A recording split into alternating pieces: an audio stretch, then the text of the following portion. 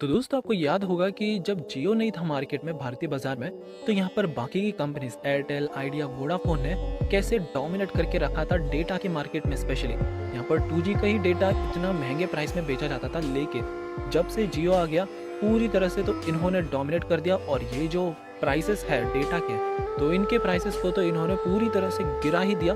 In fact 2G की जगह ये लोग तो 4G ऑफर करने लग गए और भारत काफ़ी ट्रेमेंडसली एक उछाल हमें देखने मिला डेटा यूसेज के मामले में। सेम इसी तरह का ट्रेंड वो फ्यूचर फ्यूल में भी लाना चाहते हैं। एशिया के रिचेस्ट मैन यहाँ पर अंबानी जी ने, आपको याद होगा कि जनवरी में अनाउंस किया था कि वो $75 बिलियन इन्वेस्ट करने वाले हैं।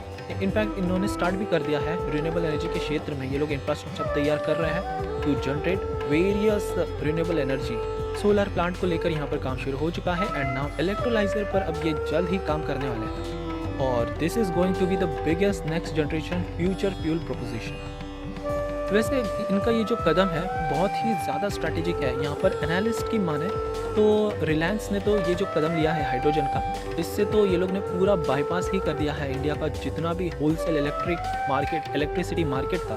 और ये जो इलेक्ट्रिसिटी मार्केट था पूरी तरह से डोमिनेटेड था बाय फाइनेंशियली स्ट्रैप्ड यूटिलिटीज़, और काफ़ी सारे इसमें पेमेंट डिलेज भी चल रहे थे। बट इन पूरे सारी समस्याओं को तो इन्होंने पूरी तरह से एक छलांग ही मार दी है। इनफैक्ट रिलायंस की अगर हम स्ट्रैटेजी देखें तो वो लोग तो पूरा एक वैल्यू चेन ही, एंटायर वैल्यू चेन कॉन्कर करना चाहते हैं in terms of green hydrogen economy. और ये मैं नहीं कह रहा, ये खुद गगन सिंधु जी जो कि सेंटर फॉर एनर्जी फाइनेंस के डायरेक्टर है, उन्होंने कहा है। वैसे अभी तक तो ऑफिशियली एक प्रॉपर डेटा तो नहीं दिया गया है कि रिलायंस यहाँ पर कितना ज़्यादा स्पेंडिंग करने वाले हैं ऑन हाइड्रोजन, लेकिन $75 बिलियन का ये जो क्लीन एनर्जी का इन्वेस्टमेंट है अभी तक का भारत में सबसे बड़ा इन्वेस्टमेंट है। इनफैक्ट बाकी कंपनी से कंपेयर कर लें, जैसे अडानी एंटरप्राइज लिमिटेड, फिर state owned power company in fact NTPC limited, Indian Oil Corporation, इन लोग ने भी प्लान किया है ग्रीन हाइड्रोजन को लेकर, लेकिन इतने ज़्यादा इनके मैसिव इन्वेस्टमेंट नहीं होंगे।